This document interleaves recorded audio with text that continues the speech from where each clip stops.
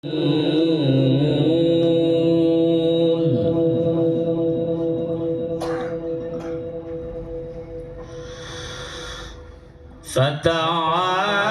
الله الملك الحق لا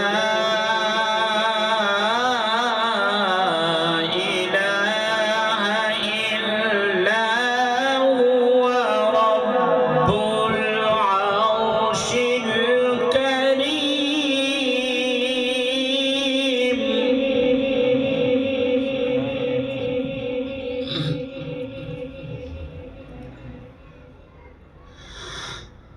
ومن يدع مع الله إلها آخر لا برهان له به فإنما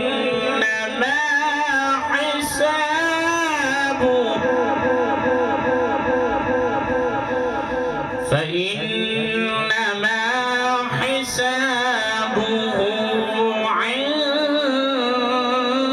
عند ربه إنه لا يفلح الكافرون. وقل رب اغفر وارحم وأنت خير الراحمين.